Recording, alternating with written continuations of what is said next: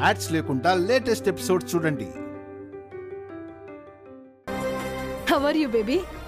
Fine mom. Daddy ఎలా ఉన్నారు? Good. ఎలా ఉన్నారు సిస్టర్? Fine sister. మా బేబీని బాగా చూసుకుంటున్నారా? అదే బేబీయే చెప్పాలి. నమస్కారం వదిన గారు. నమస్కారం వదిన గారు. వచ్చేసేపు అయింది. ఇప్పుడే వచ్చాను వదిన గారు. హారిక ప్రెగ్నెంట్ కదా, చూసి వెళ్దామని వచ్చాను.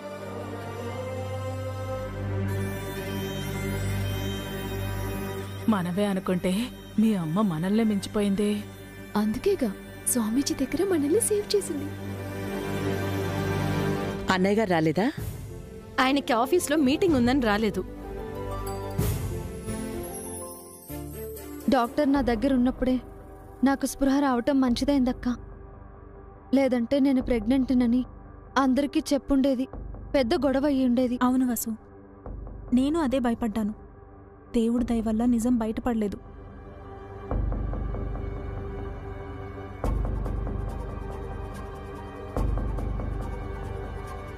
ఎప్పుడొచ్చారు పిన్ని? ఎలా ఉన్నారు పిన్ని?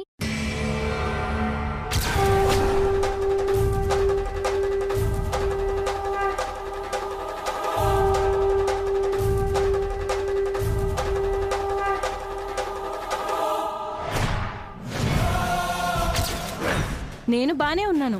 మీరెలా ఉన్నారు? మేం బాగున్నాం పిన్ని.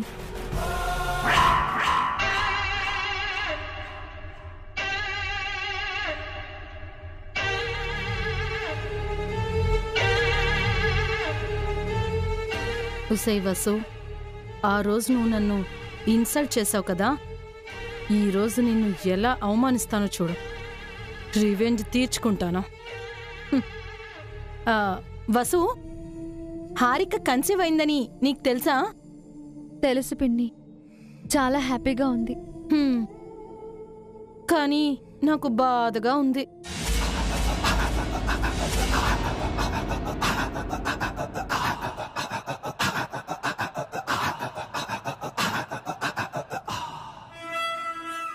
ఎందుకొదినా? ఎందుకేంటొదినా? హారికని వసు సరిగ్గా చూసుకోవాలి కదా. చూడు, నా బేబీని కంటికి రెప్పలా చూసుకోవాలి. తనేం అడిగినా ఇవ్వాలి. కోరిన తిండి చేసి పెట్టాలి. తను వాంతు చేసుకుంటే నువ్వు క్లీన్ చేయాలి.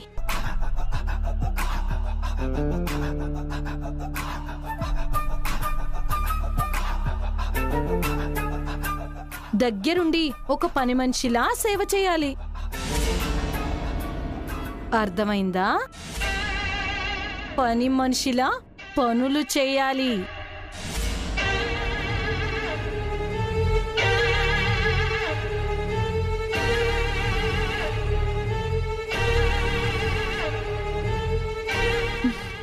అలాగే పిన్ని గారు.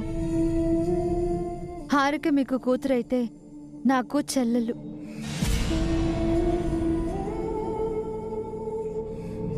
హారికకి మేమే లోటు చేయట్లేదు పిన్ని గారు. ఆ విషయం నాకు ఇప్పుడు తెలియాలి. వసు, హారికకి జ్యూస్ తీసుకురా. సరే పిన్ని. ఆగు వసు.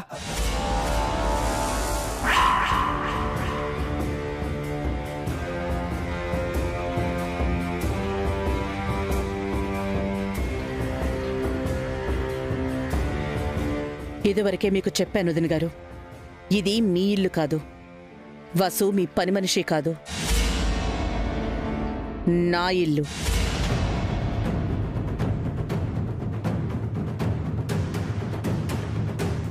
వసు నా కోడలు.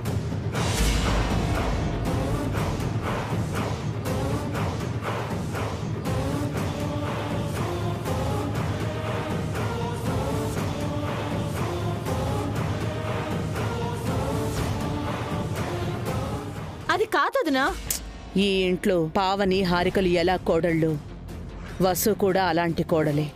ముగ్గురు కోడళ్లలో ఒకరు ఎక్కువ కాదు, ఏ ఒక్కరు తక్కువ కాదు.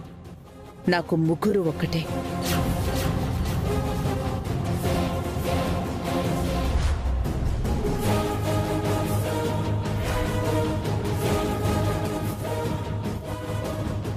మీకు మీ కూతురు ఎక్కువైతే నాకు నా కోడళ్ళెక్కువ.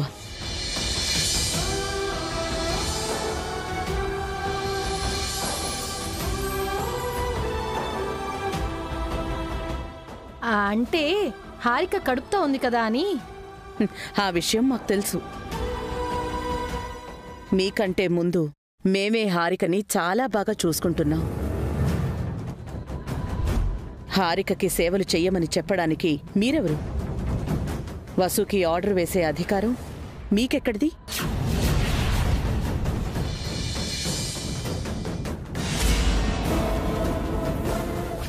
పైగా వసుని పనిమనిషిలా సేవలు చేయమంటారా? మీ కంటికి వసు ఎలా కనిపిస్తోంది? తని ఇంటి పనిమనిషి అనుకుంటున్నారా? తను నా కోడలు.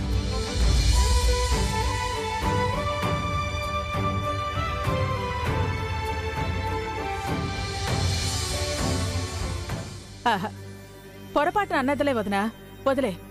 ఆ పొరపాటు మళ్ళీ జరగకుండా చూసుకోమని చెప్తున్నాను. హారికకి కన్న తల్లిగా మీరు హారికకి జాగ్రత్తలు చెప్పండి. అంతేగాని వసుకి మీరు పనులు చెప్పడమేంటి? మీతో పనులు చెప్పించుకునే స్థితిలో వసు లేదు. వసు అయినా పావని అయినా ఎవరెవరికి ఏం చెయ్యాలో వాళ్ళకి బాగా తెలుసు.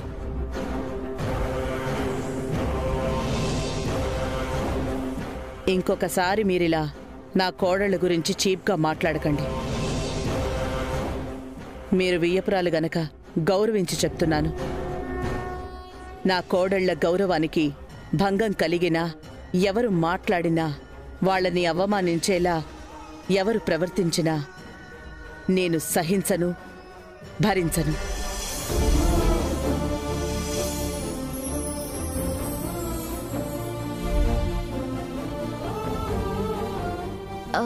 మా మామ్ తరపున నేను సారీ చెప్తున్నాను అత్తయ్య.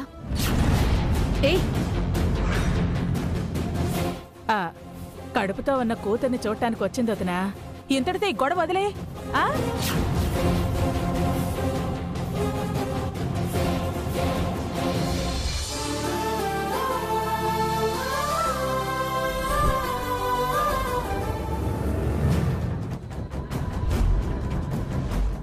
కూర్చోండి పిన్ని, మీకు జ్యూస్ తీసుకొస్తాను. చేసిన మర్యాదలు చాలు, ఇంకేం అక్కర్లేదు. హారిక, నీ రూమ్కి వెళ్దాం పదా. నేను కూడా వస్తాను సిస్టర్. రాక రాక ఆవిడ ఈ ఇంటికొస్తే మీ అత్తయ్యతో తిట్టించావేంటే? ఇప్పుడు అర్థమైందా వసు? అత్తయ్య మనసులో నీ స్థానం ఏంటో? నా ఒక్కదాని స్థానమే కాదు, మన ముగ్గురి స్థానం. అత్తయ్య మనల్ని గుండెల్లో పెట్టుకున్నారు. నిజం వసు, అత్తయ్యకి మనమంటే ప్రాణం. కానీ అది ఎప్పుడో కానీ ఇలా బయటపడదు.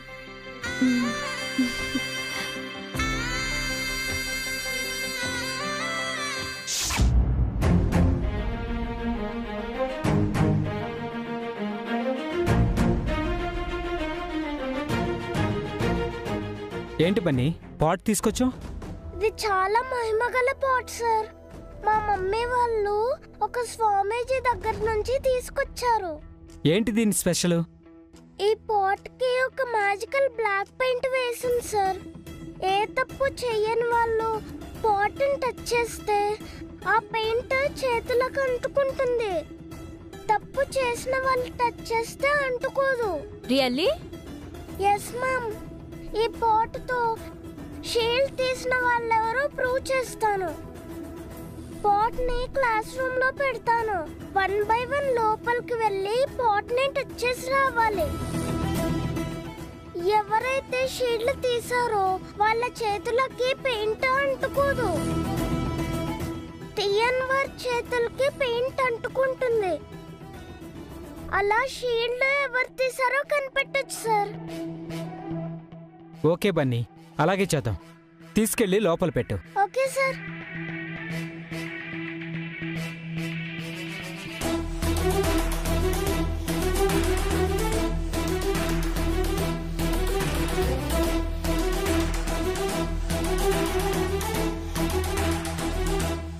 పిల్లలు, 1 by 1 లోపలికి వెళ్ళి పాట్ని టచ్ చేసి రండి.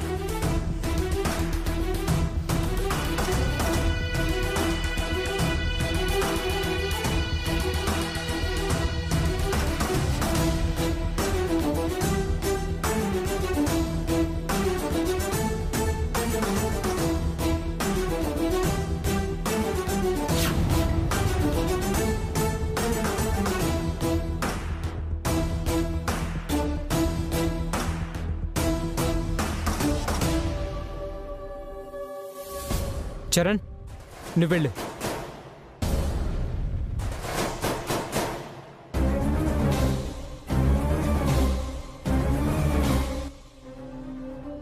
ఇప్పుడు నా చేతులకి పెయింట్ అంటించుకోకపోతే నేనే ఆ షీల్డ్ తీశానని తెలిసిపోతుంది. నేను దొరికిపోకుండా ఉండాలంటే నా చేతులకి పెయింట్ పూసుకోవాలి.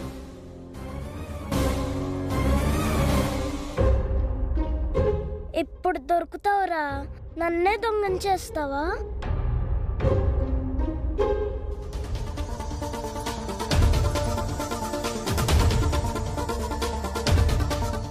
రామ్మా.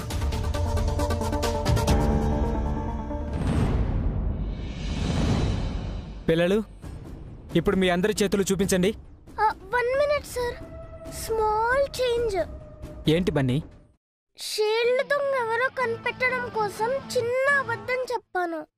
ఆ పాట్ కి ఏ పెయింట్ పుయ్యలేదు. అదేంటి? అవును సార్, షీల్డ్ తీయని వాళ్ళు పాట్ ని టచ్ చేస్తే ఏ పెయింట్ అంటుకోదు. షీల్డ్ దొంగ చేతులకి పెయింట్ ఉంటుంది. అదెలా బన్నీ? పాట్కి లేని పెయింట్ చేతులకి ఎలా అంటుకుంటుంది? ఎలా అంటే, ఫస్ట్ నేను చెప్పిన ప్రకారం పెయింట్ అంటుకున్న వాళ్ళు షీల్డ్ తీయలేదని ప్రూవ్ అవుతుంది. అందుకే షీల్డ్ దొంగ కావాలనే చేతులకి పెయింట్ పూసుకుంటాడు. ఇప్పుడు అందరి చేతులు చూపించమనండి సార్. చూపించండి పిల్లలు.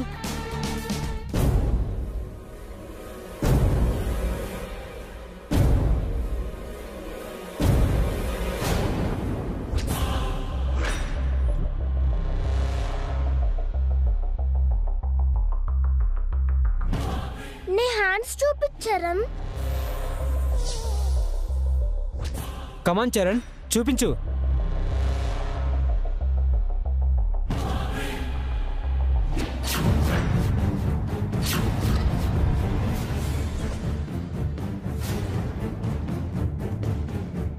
చూసారా సార్, చరణ్ షీల్డ్ కొట్టేసి నా బ్యాగ్ లో పెట్టాడు. తను కాపీ కొడుతున్న విషయం మీకు చెప్పానన్న కోపంలో చరణ్ నన్ను దొంగని చేయాలనుకున్నాడు. What is this Charan? Bunny చెప్పింది నిజమేనా? నిజమే టీచర్. మేము ఎగ్జామ్స్ రాస్తున్నప్పుడు మా అందరికంటే ముందుగా రూమ్ లోకి వెళ్ళింది చరణే. అందరూ వచ్చేలోపు షీల్డ్ కొట్టేసి నా బ్యాగ్ లో పెట్టి మీతో నన్ను తిట్టించాలనుకున్నాడు. సారీ సార్, మా పేరెంట్స్కి చెప్పొద్దు. No excuses. బ్యాగ్ తీసుకుని బయటికి వెళ్ళు. ఈ ఏజ్లో ఇలా చేస్తే ఎలా? డిసిప్లైన్ ఉండాలి కదా. Go out.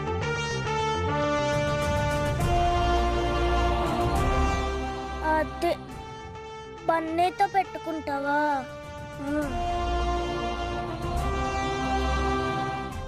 వెళ్ళు.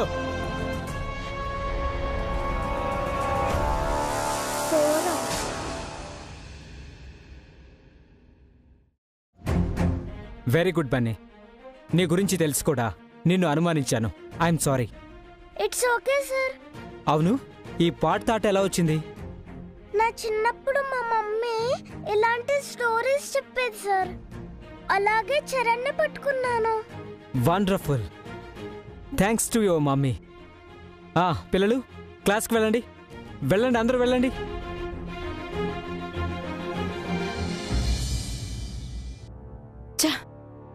ఏదో అనుకుంటే ఇంకేదో అయ్యింది. నీకు హెల్ప్ చేద్దాం అనుకున్నాను, వసుకి హెల్ప్ అయింది. సారీ మామ్, నా వల్ల నువ్వు మాటలు పడ్డావు. అయినా ఆ వసుకి మీ అత్తయ్యకి పడట్లేదని నువ్వు ఫోన్లో చెప్పావు కదా. ఇప్పుడెందుకు మీ అత్తయ్య ఆ వసుకి ఫేవర్గా మాట్లాడింది? మా వదిన అంతే సిస్టర్, ఎప్పుడేం మాట్లాడుతుందో తనకే తెలీదు. అప్పుడప్పుడు మా అన్నయ్యను కూడా నోటికొచ్చినట్టు తిడుతుంది. ఎవరు తిట్టినా పట్టానికి నేనేమీ సామాన్యురాల్ని కాదు, కోటీశ్వరరాల్ని, చాముండేశ్వర్ని. మా వదిన తరపున నేను మీకు సారీ చెప్తున్నాను సిస్టర్. జరిగిందేది మనసులో పెట్టుకోకండి. చూడు బేబీ, తెలుసో తెలియకో మీరాడిన అబద్ధం మీకు కలిసొచ్చింది. నువ్వు ప్రెగ్నెంట్ వని ఇంట్లో అందరూ నమ్ముతున్నారు. అఖిల్ నిన్ను ప్రేమగా చూసుకుంటున్నాడు. ఇదే నీ టైం బేబీ. ఫేక్ ప్రెగ్నెంట్ని అడ్డు పెట్టుకొని అఖిల్ని నీ వైపుకి తిప్పుకో. నువ్వు చెప్పింది వినేలా చేసుకో. ఆ తర్వాత ఏం చేయాలో నేను చెప్తాను. నేను ట్రై చేస్తున్నాను మామ్, బట్ అఖిలే నా మాట వినడు. అవును సిస్టర్, వాడు ఎవరి మాట వినడు. చెప్పాల్సిన రీతిలో చెప్తే ఎవ్వరైనా వింటారు. మీకు చెప్పడం చేత కావట్లేదు. నేను చెప్పి చూపిస్తాను. వస్తాడుగా. Hi aunty. ఎప్పుడొచ్చారు? ఎలా ఉన్నారు ఆంటీ? ఇప్పుడే వచ్చాను అఖిల్. నీ గురించే మాట్లాడుతున్నాను. నీకు 100 years. విషయం ఏంటంటీ? ముందుగా నీకు కంగ్రాట్స్. అమ్మమ్మగా నాకు ప్రమోషన్ ఇస్తున్నావుగా, థ్యాంక్ యూ సో మచ్. మీ అంకుల్ అయితే ఎగిరి గంతేశారు. ఆఫీస్లో స్టాఫ్ అందరికీ బోనస్లు ఇచ్చేశారు. అవును, మీ ఆఫీస్లో మీ స్టాఫ్కు బోనస్లు, ఇంక్రిమెంట్స్ ఇవేమైనా ఇచ్చావా?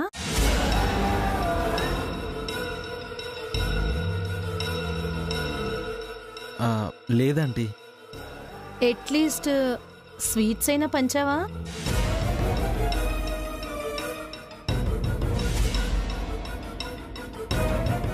ఎందుకు అఖిల్ ఇంత గుడ్ న్యూస్ మీ స్టాఫ్కైనా షేర్ చేయలేదా నువ్వు? బాస్ తండ్రి కాబోతున్నాడంటే స్టాఫ్కి సంబరమే కదా. సారీ, మీ ఆఫీస్లో బాస్ నువ్వు కాదు కదా, మీ అభి అన్నయ్యే కదా.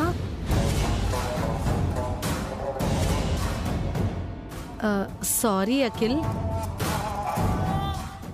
పోనీ మీ ఫ్రెండ్స్కైనా చెప్పావా? పార్టీ ఇచ్చావా? లేదంటీ, ఇంకా ఎవరికీ చెప్పలేదు.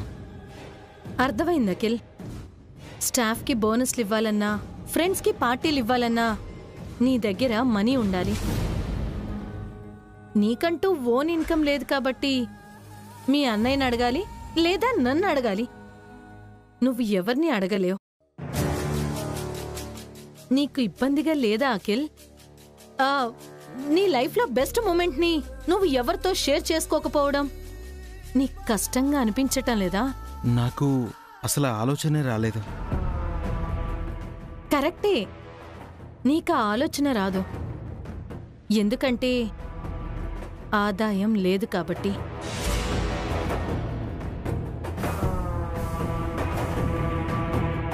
మీ అభి అన్నయ్య కూడా ఆలోచించడు. ఎందుకంటే నీ వల్ల పెద్దగా ఉపయోగం లేదు కాబట్టి. అదేం లేదంటీ, మా అన్నయ్య నా గురించి ఆలోచిస్తాడు. ఆలోచించుంటే ఈ పాటికి సెలబ్రేషన్ చేసుండేవాడు కదా. సారీ, మీ అన్నయ్య గురించి తప్పుగా అన్నానని అపార్థం చేసుకోకు. ఒకటి చెప్పనా అఖిల్, ఇప్పుడు ఎవరి గురించి వాళ్లే ఆలోచించాలి. పక్కవారి గురించి ఆలోచించే టైము, తీరిక, ఓపిక ఎవరికీ లేవకిల్. నీ గురించి మీ అన్నయ్యలు ఆలోచించినా అది నువ్వు వాళ్ల మీద ఆధారపడటమే అవుతుంది తప్ప నీకంటూ ఒక రికగ్నిషన్ ఉండదు, ఇన్కమ్ కూడా ఉండదు.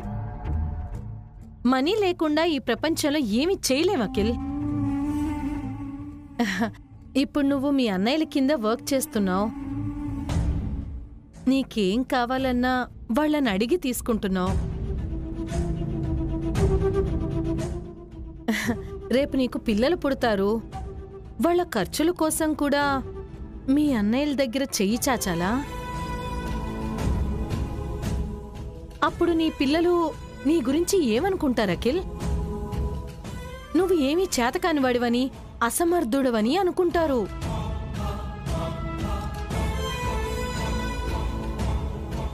నీ పిల్లలకి నువ్వు హీరో అవ్వాలఖిల్. నిన్ను చూసి వాళ్ళు గర్వపడేలా ఉండాలఖిల్. పలానా డిజైనర్ మా ఫాదర్ అని ప్రౌడ్గా చెప్పుకోవాలి. అంటే నువ్వు సంపాదించాలి, సొంతంగా ఎదగాలి.